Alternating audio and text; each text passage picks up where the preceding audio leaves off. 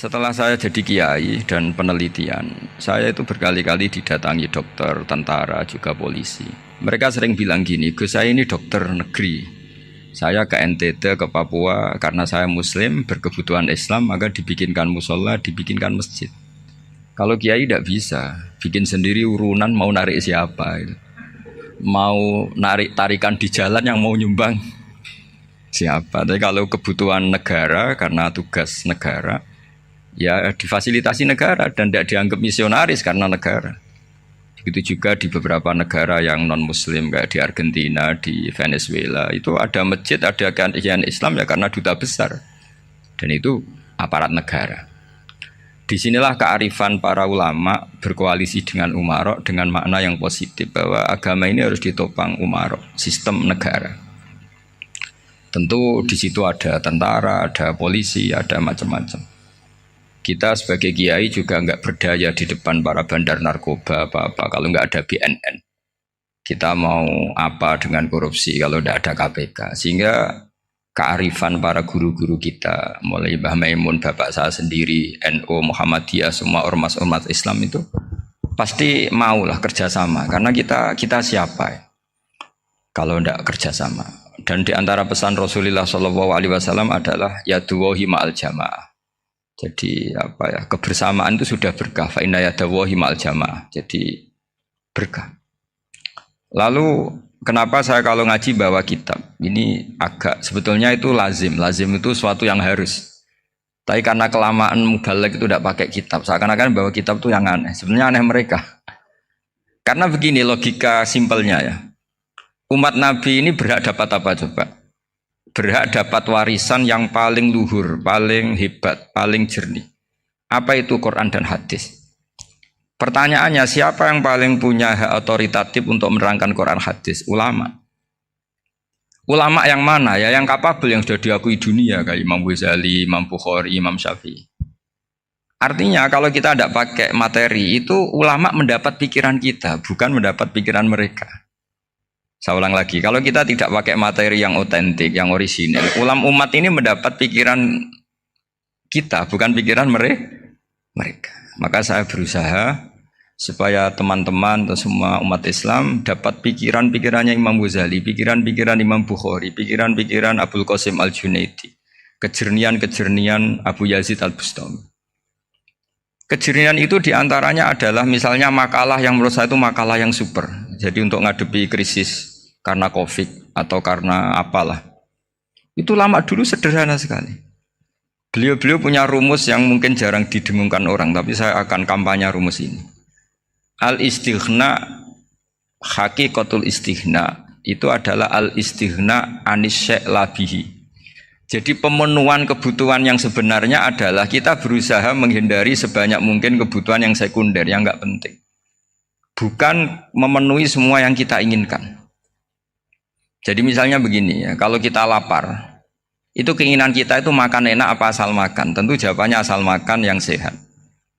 Tapi kalau nuruti nafsu kita, makannya yang enak, teman makan ya enak. Terus di warung yang favorit. Ini kan satu kebodohan. Kenapa untuk makan saja butuh definisi sekian banyak? Yang kita harus kecewa, warung favoritnya bisa sudah tutup. Atau kita ke sana harus macet. Ribet. Yang benar-benar arif dan bijaksana itu adalah al-istighna anisya. Sesuatu yang tidak mendesak itu jangan jadikan kebutuhan. Sehingga kalau kita puasa misalnya, semua makanan itu enak karena kita sangat lapar. Sehingga Abul Qasim Al-Junaidi ketika ditanya, ma'idamu to'am, lauk makanan itu apa? Jawabannya lucu, alju, lapar. Kalau kamu lapar ya semuanya enak. Ini sudah mulai hilang. Kita bilang makan enak itu ya sate, ya gulai, ya pizza yang kita senang. Akhirnya apa? Untuk nikmati nikmatnya Allah itu kita jadi ribet. Apalagi yang orang-orang fasik harus ditemani perempuan yang tidak halal misalnya, atau harus ada ajudan, ribet. Nah pertanyaannya, orang yang ribet sama yang nggak ribet itu pinter mana? Pinter yang nggak ribet. Nah ini kearifan-kearifan yang mulai hilang. Lalu siapa yang bisa mewarisi itu? Ya ulama. Jadi ulama itu cara berpikir sebenarnya simple. Makanya mereka sering kalau tahajud itu. Di antara makalah Sayyidina Ali paling terkenal. dan yang menjadikan beliau punya derajat yang luar biasa itu adalah kafani izzan antakuna li robban wa kafani fakhron an akuna laka abdan. Ya Allah, saya ini sudah begitu mulia, begitu terhormat dan sangat-sangat terhormat karena yang menjadi Tuhan itu Engkau. Jadi rumus pertama itu karena menjadi Tuhan itu Engkau. Hanya Tuhan yang abadi, Tuhan yang pertama, hanya Tuhan yang al-awwal. Coba ya Allah, kalau saya ini punya Tuhan Fir'aun, punya Tuhan mati jadi tontonan lagi, itu kerennya di mana coba? Andaikan kita punya Tuhan Fir'aun, atau punya Tuhan yang asal usulnya manusia, apapun hebatnya manusia itu, kita punya Tuhan manusia itu. Tuhan yang lapar, yang kalau nggak makan mungkin pingsan, mungkin bisa kena COVID, nanti Tuhannya diisolasi. Kayak apa? Makanya ketika Tuhan Allah menyindir ketuhanan selain Allah itu, Allah hanya menyindir dengan kalimat sederhana, kana yakulanit to'am, yang kamu tuhankan itu masih makan.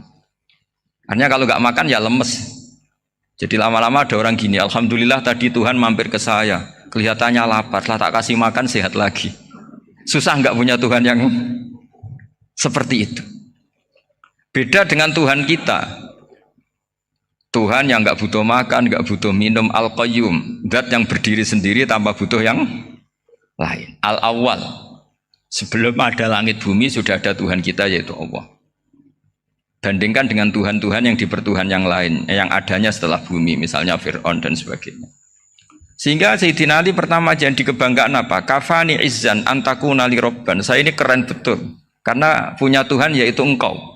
Tuhan yang lahul asma'ul husna, Tuhan yang semuanya punya kebaikan, punya keabadian, punya keagungan.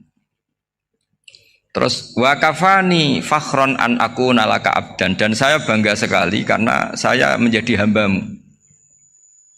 Kalau saya jadi hambanya Pak Rektor ribet kan? Sudah tak hormati ternyata nanti tidak rektor. Ya kan ribet kan? Terus pokoknya ribet. Jadi budaknya manusia itu ribet. Makanya ada seorang wali datang ke temannya yang jadi presiden atau jadi raja. Datang ke situ karena tidak punya uang, mau minta uang karena temannya raja. Setelah sampai sana ternyata temannya ini karena orang soleh pas berdoa, ya Allah saya minta ini, minta ini, minta ini. Terus si wali tadi pulang.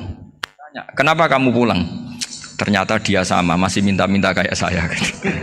Jadi sederhana deh. Sama-sama minta kamu, minta zat yang kamu mintain katanya. Jadi dulu itu orang itu sebegitu dekat dengan Allah.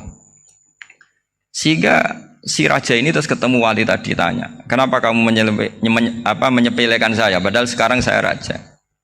Terus ditanya sama wali tadi, karena temannya, kalau kamu di padang pasir tidak bisa minum dan harus minum 1 gelas, dengan ongkos kamu harus mengasihkan semua kerajaan kamu demi minuman itu. Pilih mana, minuman apa tetap jadi raja? Ya saya milih bisa minum. Saya tidak raja tetap hidup, tapi kalau nggak minum mati. Bagaimana Anda bangga dengan satu kerajaan sing la yusawi kak samain, yang tidak sama dengan segelas air. Jadi artinya terus mereka melihat jadi raja itu ya biasa, jadi presiden biasa, jadi rektor biasa. Karena mereka biasa berlogika, hakikatul izzah itu ya taqarrub ila Allah, yang benar-benar terhormat itu ya dekat dengan Allah. Begitu seterusnya mereka bikin paradok-paradok yang aneh, tapi itu menjadi pelajaran. Bapak saya Ki Nur Salim itu senang baca anekdot Nasiruddin Koja. Itu kalau bikin orang-orang aneh, itu dia datang ke satu pesta, pakai baju lusuh, pakai sarung lusuh atau celana lusuh, sama Sohibul Bed yang punya acara dibiarin. Setelah dibiarin dia pulang pakai jas, pakai dasi, pokoknya keren. Dihormatin, pakai alpat, pokoknya dihormatin, silakan. Pas dia disuruh minum, minumannya itu disokkan saja ke sakunya. Jas, kamu harus minum yang banyak, karena kamu yang dihormati, bukan saya. Terus makanannya semuanya diletakkan di saku, ada yang apa, ayo kamu makan yang banyak. Alpatnya juga gitu, dikasih sate, apa, ayo kamu makan yang banyak. Mereka tidak melihat saya, melihat kamu. Akhirnya orang satu pesta itu istighfar semua, berarti kita ini salah. Terus dia pidato, kenapa kamu uang gitu? Tadi saya datang, orangnya sama. Gara-gara beda pakaian, penghormatannya beda. Berarti yang berhak dapat makanan ini jasa ya, bukan saya. Betapa naifnya kita sebagai orang. Ternyata Kita masih hormat sesuatu yang seperti itu, yang atribut lah. Jadi orang-orang sufi itu orang yang bisa menertawakan dunia. Akhirnya ya pertama dia dianggap orang gila, masa jas dikasih makan, dikasih minum. Tapi secara fikih dia benar, haram dia makan. Karena pas dia datang dibiarin, setelah pakai jas dikasih makan. Berarti hakikat yang dapat rezeki siapa? Jasnya apa orangnya?